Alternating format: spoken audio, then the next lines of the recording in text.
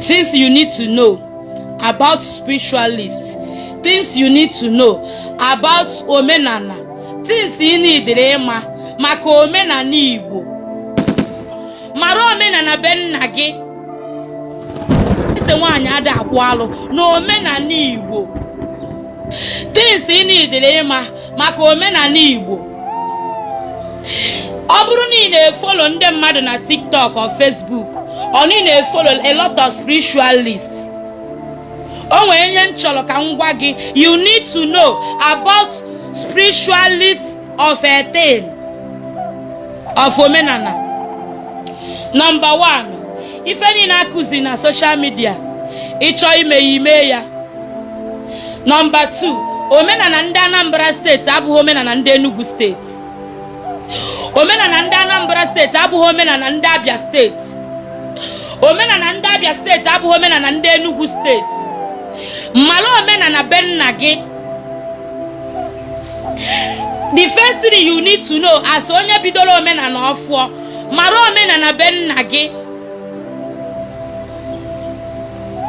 Mara omenala be nna gị. Mara ife ndị be nna gị na-asọ, mara ife ndị be nna gị na-eri, mara ife ndị be nna gị na-eme.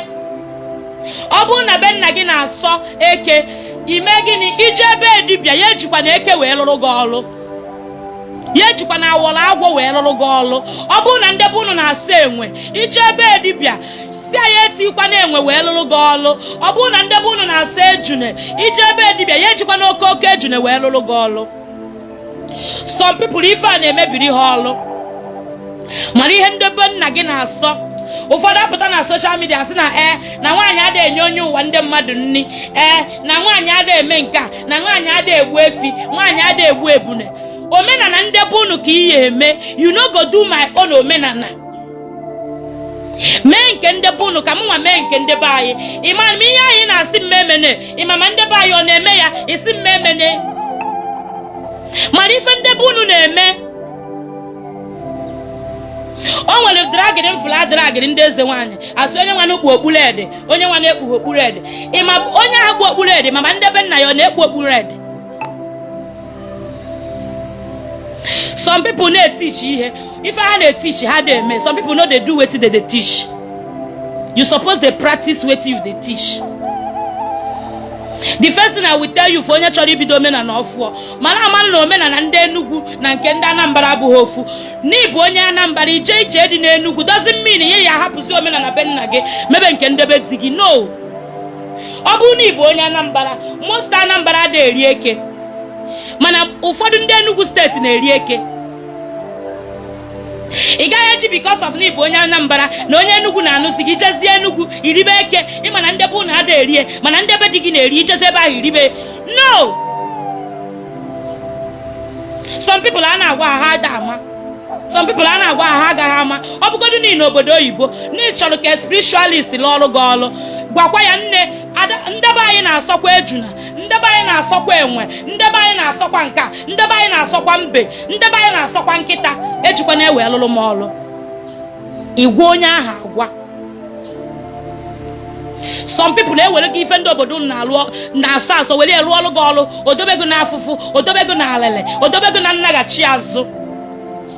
Some people ewelego ihe ndị obodo gị na-asọ wee lụọ ọrụ gị ọrụ, kama ife dị iche ya dị n'ebe ị nọ, ịtọkwa na-ata afụfụ.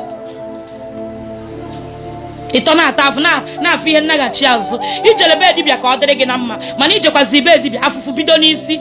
Mara ife ahụ dibịa ji lụrụ gị ọrụ, mana ma ndị be ụlọ na-asọ ya nsọ. A na-agwa ụnụ ada anọ.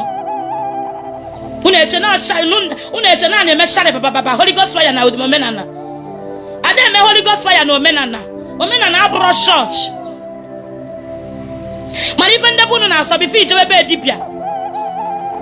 And some of people put us mommy tego on one girl mgbala afa was it last week on obodo oyibo mgbali afa si no wopula afa me no ya akwalu o si mommy tego o nwere eze nwaanyị lụrụ m ọrụ na ọkpụrụ m alụ.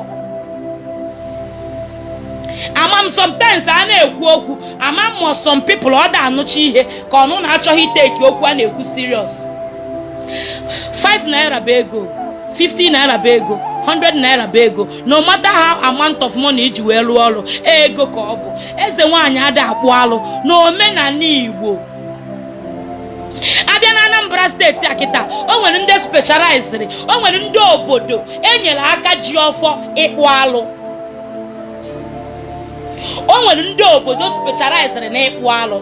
As eze nwaanyị, you can have one person contact onye na-akpụ alụ. Onye bịara na be gị, you can refer that person ịkpụrụ onye ahụ alụ. Nke a dị mma, mana agụụ meziri ụfọdụ ndị eze nwaanyị, agụụ meziri ụfọdụ ndị dibịa, ha na-ekwete na-alụ ọrụ ha ada alụ.